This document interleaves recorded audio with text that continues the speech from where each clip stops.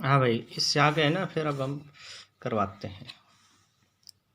तो इसको हम और भी क्या कह सकते हैं भाई?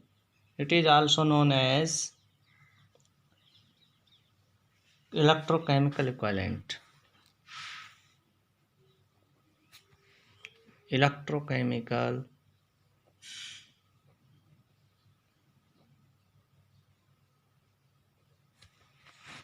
इक्विवेलेंट।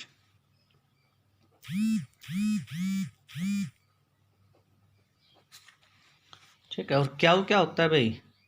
हम जानते हैं क्या इज इक्वल टू होता है सी इंटू टी। ठीक। अगर हम इस वैल्यू को पुट कर दें तो डब्ल्यू इज इक्वल टू क्या होगा? जेड इंटू सी इंटू टी। अगर मान लो आप हम क्याऊ को 1 कूलाम ले लेते, Q is 1 coulomb,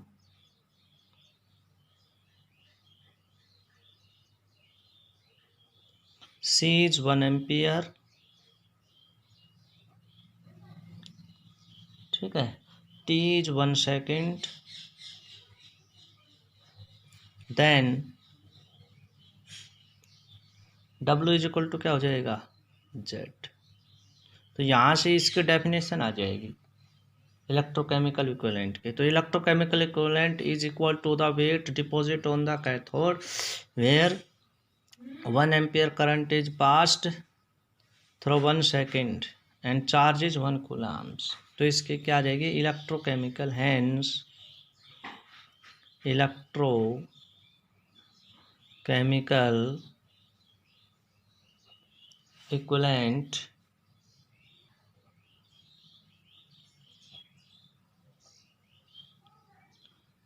of a substance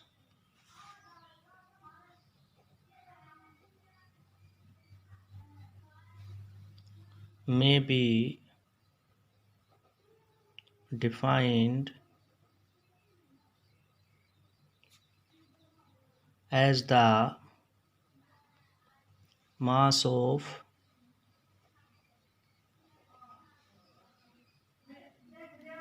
substance deposited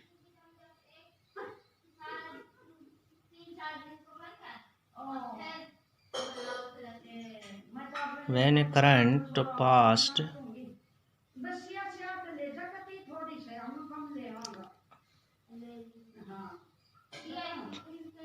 when a current passed and current कितना? 1 ampere, current of 1 ampere, current of 1 ampere is passed for 1 second।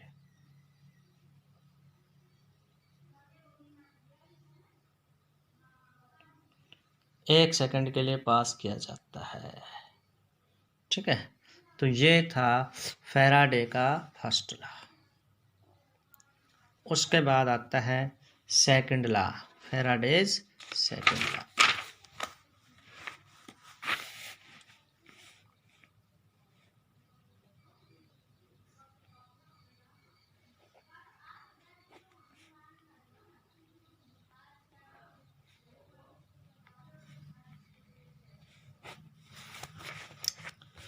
Faraday का second law क्या कहता है? ये कहता है कि अगर 2 या 2 से अधिक सेल को हम सीरीज में जोड़ते हैं, ठीक है, तो जब हम सेम टाइम के लिए सेम करंट पास करते हैं तो जो सब्सटेंस डिपॉजिट होता है कैथोड पर, वो उन कैथोड के इक्विवेलेंट वेट पर डिपेंड करता है। When same quantity of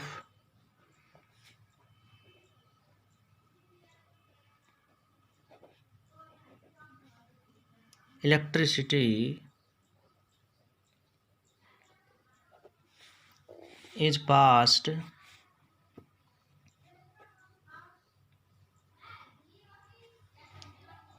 through solution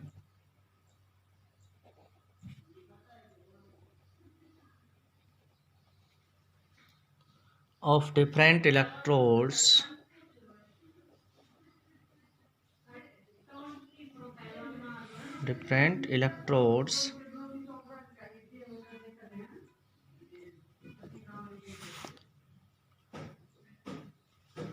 different electrodes पर अगर हम पास करते हैं कनेक्टेड इन सीरीज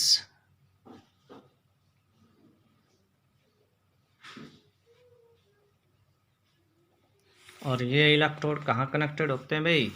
सीरीज में कनेक्टेड होते हैं, connected in series.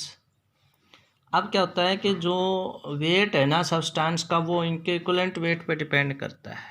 Then the weight of substance deposited on electrodes depend upon their equivalent weight। किस पर डिपेंड करता है? उनके इक्विवेलेंट वेट पर डिपेंड करता है। ठीक है, मान लो हमारे पास ये 3 सेल हैं भाई, एक सेल ये है, एक सेल ये है, एक सेल ये है। इसमें 2 इलेक्ट्रोड लगा दिए, इसमें 2 इलेक्ट्रोड लगा दिए, इसमें 2 इलेक्ट्रोड लगा दिए। अब हम इनको आपस में सीरीज में जोड़ देते हैं। सीरीज का मतलब क्या है? इसका पॉजिटिव इसके नेगेटिव से जोड़ दिया, इसका नेगेटिव इसके पॉजिटिव से जोड़ दिया, और ऊपर हमने लगा दी बैटरी। क्या लगा दी? बैटरी। और बैटरी से ये सिरे हमने जोड़ दिए। अब हमने इनमें अलग अलग इलेक्ट्रोलाइट भर दीजिए। मान लीजिए इसमें हमने भर दिया सिल्वर नाइट्रेट, इसमें हमने भर दिया जिंक सल्फेट, इसमें हमने भर दिया कॉपर सल्फेट। हमने इनमें बराबर एक सोर्स से जोड़ रखा है, इलेक्ट्रिसिटी से बराबर बिजली जा रही है। इसमें भी अगर 5 एम्पियर जा रही है, इसमें भी 5 एम्पियर जा रही है, इसमें भी 5 एम्पियर जा रही है। इसमें भी 10 सेकंड के लिए जा रही है या 1 घंटे के लिए जा रही है, इसमें भी 1 घंटे के लिए जा रही है, इसमें भी 1 घंटे के लिए जा रही है।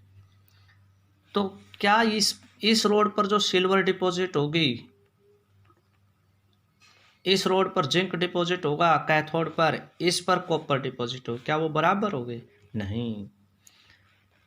सेम टाइम तक हमने करंट पास कर रखा है, सेम करंट पास कर रखा है, लेकिन जो रोड कैथोड की निकलेगी ना वो कोई भारी होगी, कोई हल्की होगी। इसका मतलब किसी पर सिल्वर ज़्यादा डिपॉजिट है, किसी पर जिंक कम डिपॉजिट है, किसी पर कॉपर कम डिपॉजिट है।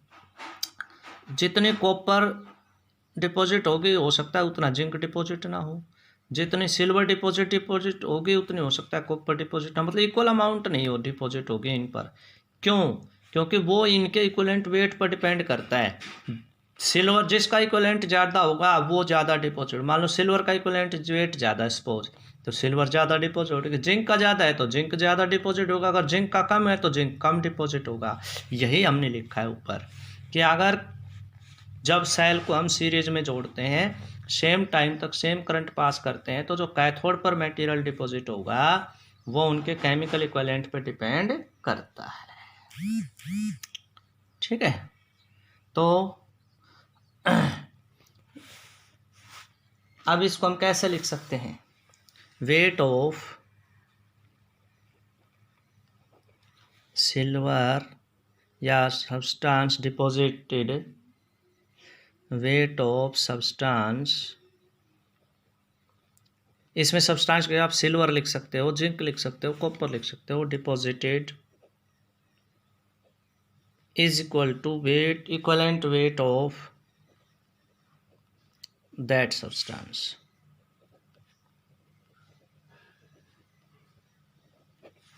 ठीक है, ये इसका लॉ है।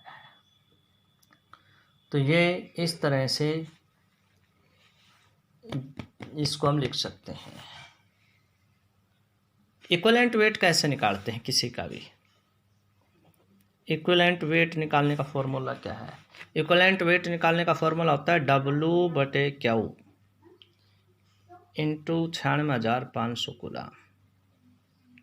ये 1 फैराडे की वैल्यू है 96,500 कूलम।